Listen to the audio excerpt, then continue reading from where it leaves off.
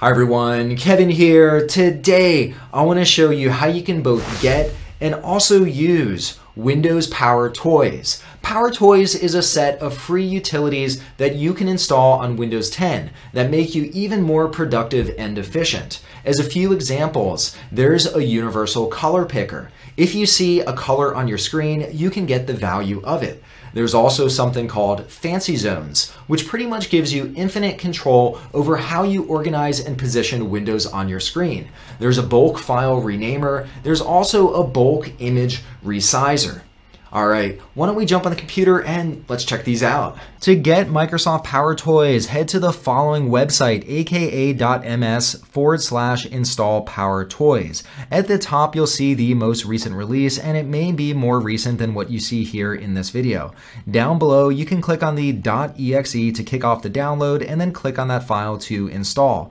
As a quick side note, this is an open source project, so you also have the ability to look at all of the source code if you're interested in seeing how these utilities work. For now, let's click on the .exe file. Once you finish downloading and installing PowerToys, you could launch it two different ways. Go down to your taskbar, and within the search field, you can type in PowerToys and you could launch it here. Alternatively, you could also go down to your system tray, click on the up caret, and then you'll see a new icon for PowerToys. When you click on this will launch the application. This drops us into PowerToys, and once again, this app includes quite a bit of very rich functionality. Over on the left-hand side, you'll see all of the different utilities that come with PowerToys, and we're going to go from top to bottom to walk through what you can do, and we'll start with the color picker. This opens up the color picker, and just like the name implies, I can hover my mouse over anything on my screen, and it'll tell me the exact color value. Down below, we can see the shortcut key that we can press to launch the color picker. Let's try this out. I'll press Windows, Shift, and C, and this opens up the color picker. So right now, as I hover my mouse over my screen, you'll see it show me the exact color value.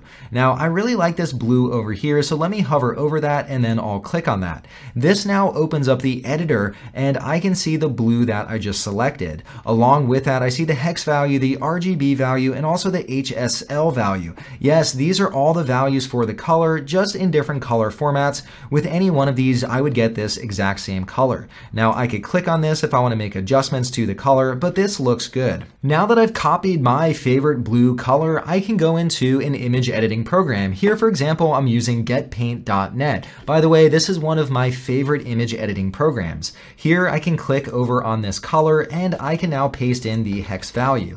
When I paste it in, I get that same blue color. Here now, I could use the paint bucket, and I've now reproduced that color exactly within my image editing program. Back within PowerToys, there are all sorts of different settings that you can customize for the color picker. One thing that blew away my mind is how many different color formats you have. Once again, this is a super rich tool, and for picking colors, it's hard to get better than this. This brings us to PowerToys utility number 2. Fancy Zones. With Fancy Zones, you can lay out your screen into different zones, and then you could snap windows to those zones. You might be wondering, well, doesn't Windows already support snapping? Here I could take this notepad window and I could snap it to the left-hand side of my screen. Why would I need to use PowerToys? Well, the version that comes with Windows in comparison to PowerToys is pretty rudimentary. Here within Fancy Zones, let's start off by clicking into the layout editor to configure what the zones look like. This opens up the layout editor. At the very top, I have two different monitors hooked up to my computer, and I could select the monitor that I want to set up the zones for. Under that, I can set up zones using a template, or I could create my own custom zones. Let's take a quick look at templates. Down below here, I could set up a column layout. I could set up a row layout, a grid layout, or a priority grid. Over here, I could choose the number of zones that I want. Right now it's set to 6, but I could change it down to 5 or 4, or however many zones I want.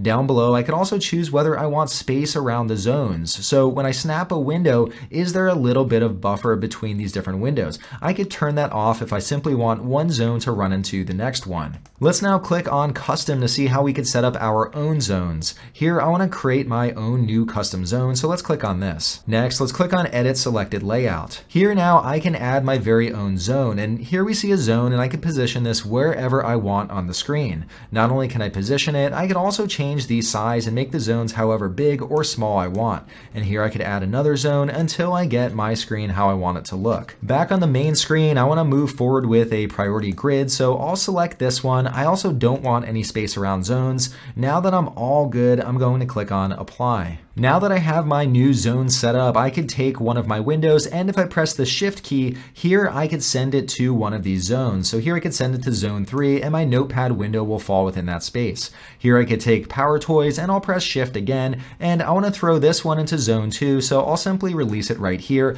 and that falls directly into zone 2. If I want one of the windows to use up both zone 3 and 4, here I could hover over zone 3 while pressing the shift key, and then I could press the control key and then hover over 4, and this window will then take up those two zones. This brings us to PowerToy utility number 3, and that's File Explorer. PowerToys brings additional capabilities to File Explorer.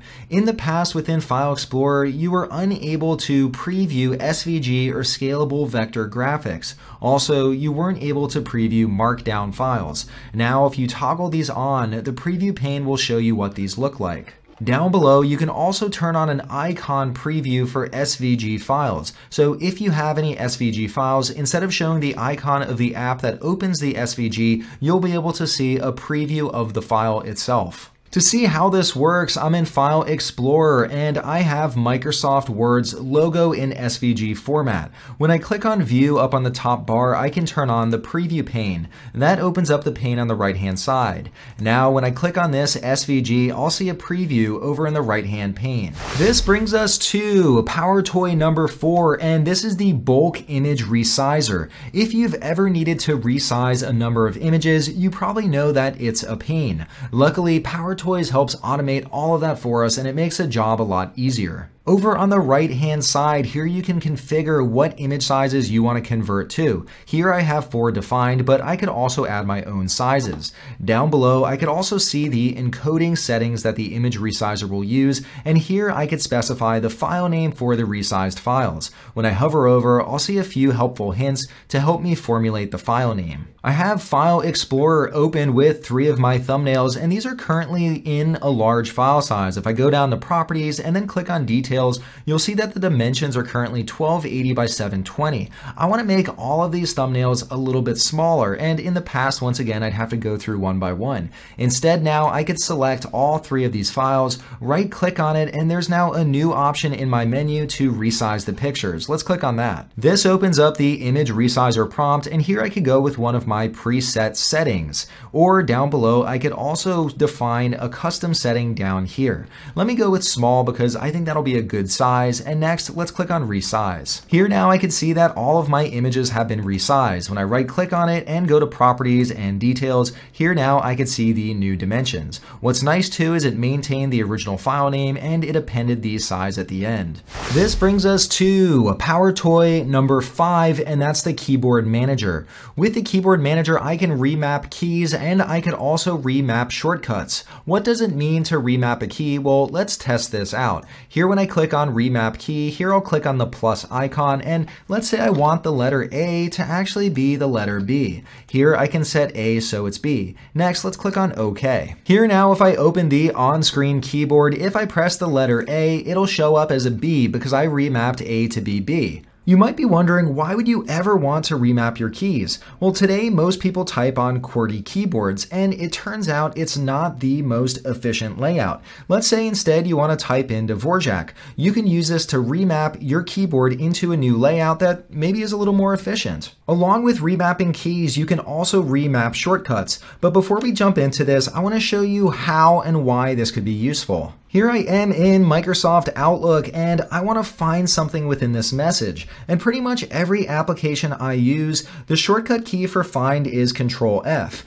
When I press Control F in Outlook, it turns out it's actually the forward shortcut key. If I want to find something in a message, I have to press F4. So ideally, I'd like to remap this shortcut so I could use Control F to find something. Luckily, PowerToys makes it easy to remap a shortcut. Let's click on this button that says Remap a shortcut. This opens up the Remap Shortcuts dialog, and over here let's click on the plus icon to create a new remapping. Over here, first off, we have to indicate what shortcut we want to remap. I'll click on type and let's type in the shortcut. Here I just typed in Control F, then let's click on OK.